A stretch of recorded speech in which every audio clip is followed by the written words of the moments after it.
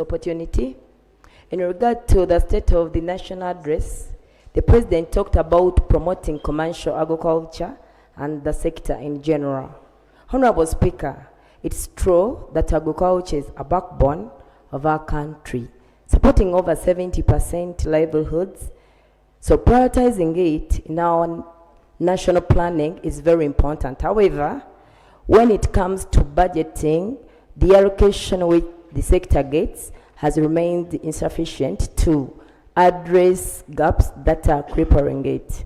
For example, Uganda is losing between 30 to 40% of its agricultural produce due to poor post-harvest handling mechanisms. This has resulted into even rejecting our grain exports by some countries due to aflatoxins, which even cause cancer. I pray that the government think of revamping public silos and cold rooms in our communities where farmers can take their bulk grains, harvests, and perishable produce to proper storage to avoid losses. I submit. Thank you. So I request ministers, starting with the Minister for Education. Here you come, it's up to you what you feel you can respond to. Thank you very much, Right Honourable Speaker. I was picking up issues which have been submitted by colleagues. To begin with, Luero, Masindi Municipality, Zimbabwe, General Rashande, and then Tororo. Right Honourable Speaker, what is coming up clearly here is that there's a need for seed secondary schools. There is a need for grant aiding in most of our schools across the districts. I would like to give this information to colleagues and again reiterate the earlier position which I had given here. We have, as a Minister of Education and Sports, the following programs which we are implementing in line with constructing seed secondary schools across the country. Number one, we have UGIFT 1, which has already constructed 259 seed schools across the country. Of the 259, we have so far commissioned 210. There's additional works taking place in the 49 schools. We are also in negotiations with the World Bank for additional support for UGIFT 2. And UGIFT 2 is going to give us additional 114 seed schools across the country. Now, when you look at what colleagues have mentioned here, Luero, Zimbabwe, Tororo, I want to appeal to you. It's important we work closely with the ministry for us to begin to earmark some of these areas which do not have these schools in these specific sub-counties. We are aware that some of those sub-counties you're mentioning might not even have land. And this also goes for me to address another question. These World Bank projects require us to have government-titled land in the name of the school. And as of now, I would request and implore most of you that in those sub-counties without these seed schools, it is important.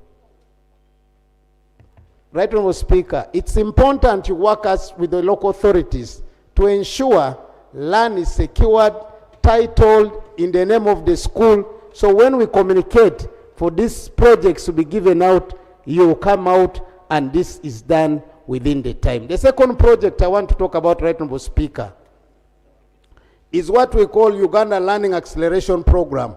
This is the ULAN. The ULAN is a project which we intend to specifically renovate the then old schools or the great schools across the country. That project is going to undertake renovation of 120 schools. I always like giving references to Teso College Aloet, Kitovere, is it Butevere, Muiri, Jinja College. That is the project specifically which we earmarked, because colleagues, you can go to those schools, Butiki, here in Jinja, you can go to those schools had become almost dilapidated. There was no program which had been earmarked to support them. So this 120 schools is within the Uganda Accelerated Education Program. Then we also have additional program which we call Uganda Secondary School Expansion Program. This is a new program which is ongoing now. We have 90 schools which were meant to construct across the country. So in as far as the Ministry of Education and Sports is concerned, I want to urge you, our offices are open. Please, it's not good for us to come here to raise some of these issues like the speaker guided out. Please come, colleagues. It's our responsibility to serve you, to serve the country, to avail education for all in the country. The other one, right, Honorable Speaker, the question which was mentioned is in line with the TVET Act. I thank the 11th Parliament for passing the TVET Act. Now, we have also agreed as a matter of priority and in terms of to fulfill our planning.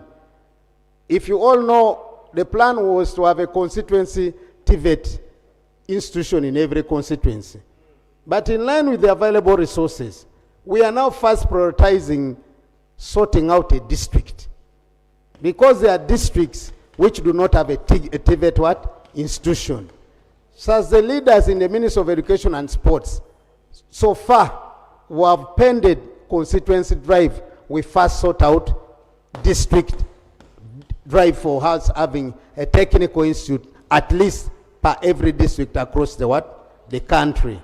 And I think that will go a long way in solving most of our problems which require TVET. The last one is the question of Rwenzori Marathon.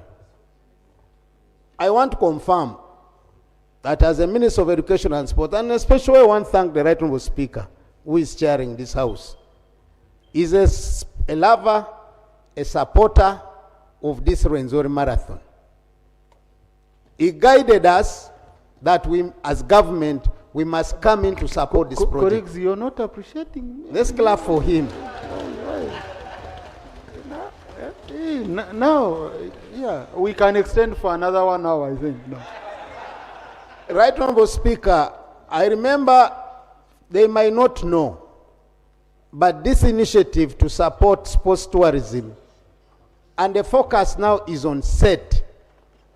Set in full, according to our world now, is sports, entertainment, and tourism. This is the modern world. You cannot be able to put a disconnect outside the three if you want us to drive socio-economic transformation in this country.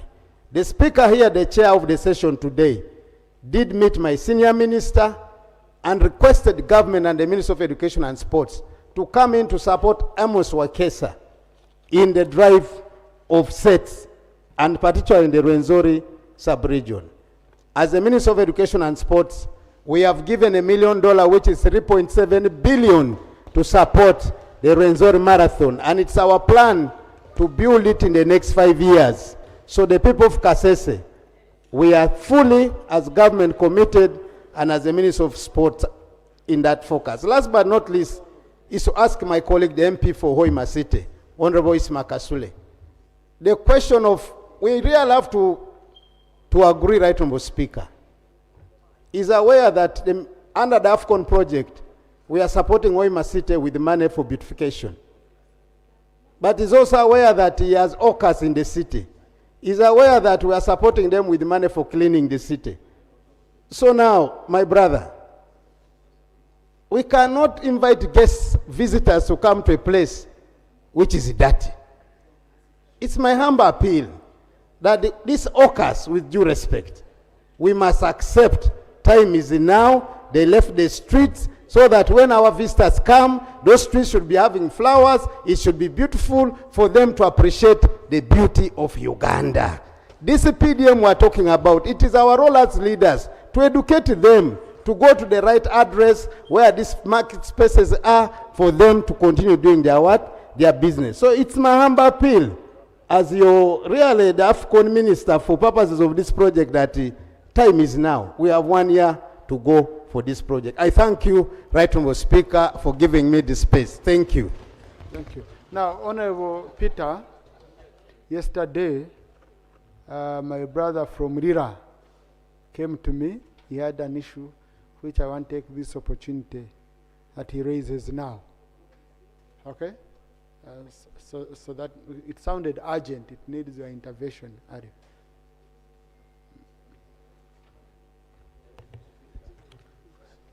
Thank you so much, our Right Honourable Speaker and members of Parliament at large. Jalameso Fred is my name. I come from Ajuri County, Leptong District, Lango Sub-Region.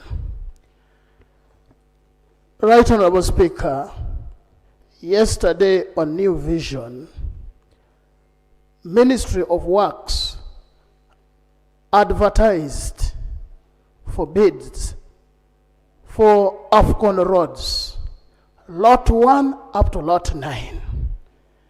Right Honourable Speaker, with inordinate dismay and melancholy, Akii-Bua AFCON roads are totally left out. It is good my benevolent minister is here, and above all my OB and roommate.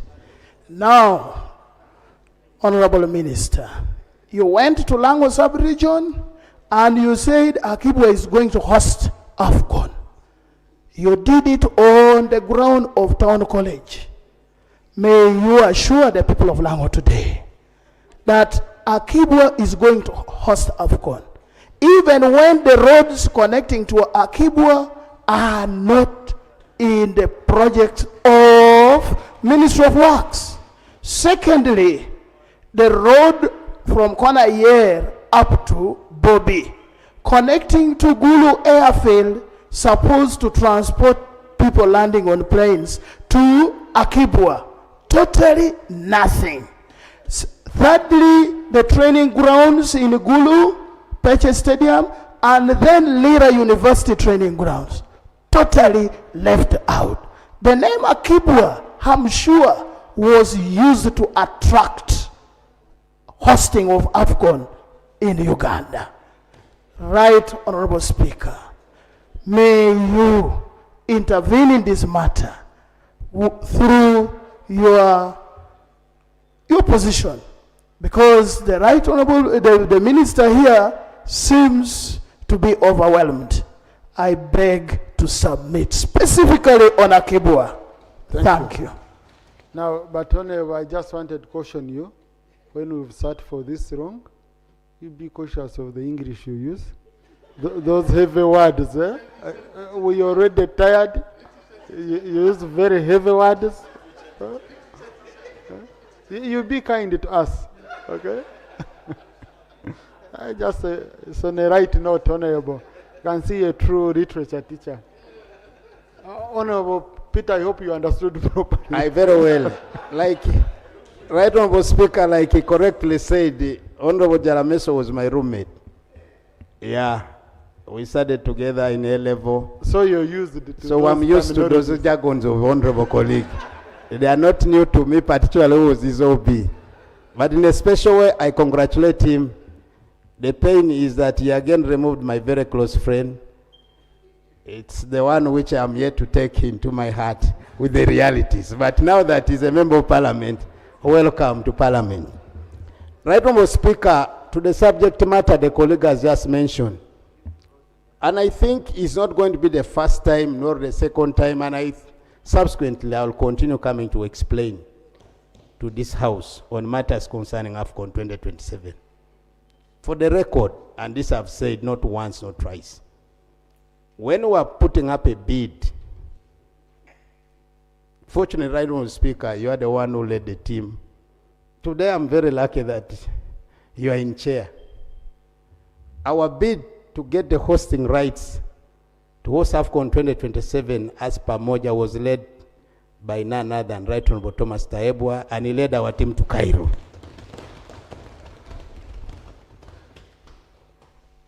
Even this host agreement on behalf of the government of Uganda is Right Honourable Thomas Akii-Bua who signed for the record. In that bid document, Honorable Peter, we are lucky also Honorable Rogers Byamukama was with us in Cairo. yeah, he was. In that host agreement, CAF guided that we must have 6 stadiums at 3 countries, Uganda, Kenya, and Tanzania. And in Uganda, we agreed that we must go for 3 stadiums. Tanzania also agreed that we must go for 3 stadiums. Because initially, it was a plan between Uganda and Tanzania, and United Republic of Tanzania. But when we went to have a meeting with His Excellency the President, said, but why don't we bring Kenya on board? And Kenya joined us. And now we are in for Pamoja. As per what is required of us, we need 6 stadiums. For Uganda, we are on course to deliver the 2+1, which is Akii-Bua Stadium, for purposes of the competition. And also want to confirm, I wrote to CAF to ask them to come and carry out inspection of Akii-Bua Stadium. Despite our planning now narrowing to 2, the Confederation of African Football Officials came and went to Akii-Bua and saw the works which was taking place. They agreed that Akii-Bua Stadium can host this competition if we, as the government of Uganda, commit and deliver other requirements as per their standards. And that's now I come to the question of my colleague. There's a competition of during the event, but there's a competition of pre-event. Whether Akii-Bua will be ready to host the competition during event is one now which I'm working to achieve. And that now comes to the question of, will the stadium be ready?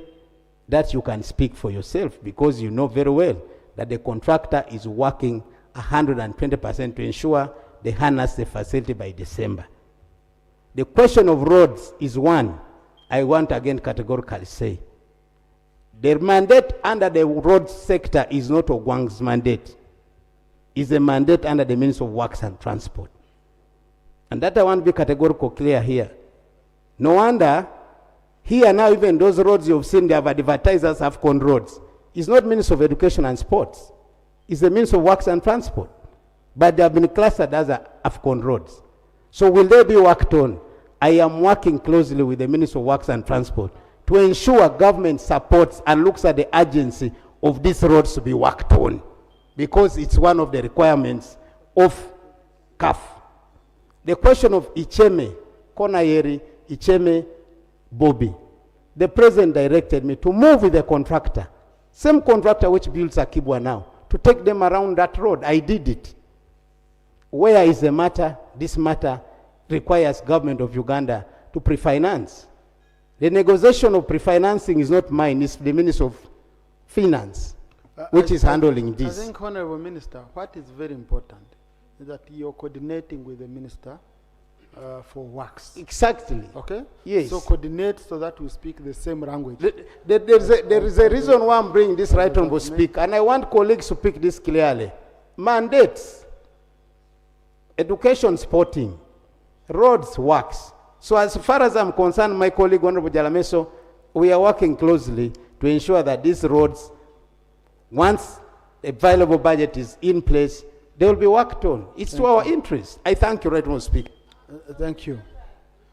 Maybe for the record, because I want Honorable Jarameso, wherever he is, to always remember the one he also defeated. You get it? And you build on that. Me, I really love appreciating what my colleague has done. I build on it. I remember with that bid, we submitted 2 stadiums initially. That is Nambore and Hoima. Okay? And then we also talked about Nachivubo being worked upon. And then Akii-Bua also came later. But if I may just be as open as possible, as we were concluding a budget, I'm trying to remember which financial year, we were the top 7 people in the government, and the president brought in a government chief whip because we were working on that budget. It was Honorable Obua who put up a spirited fight until the president said, I want peace with Honorable Bua, do Akii-Bua. We raised. So your colleague, when you meet him, you tell him, you shake hands and you say, you did that, we should work together. Now I'm going for up.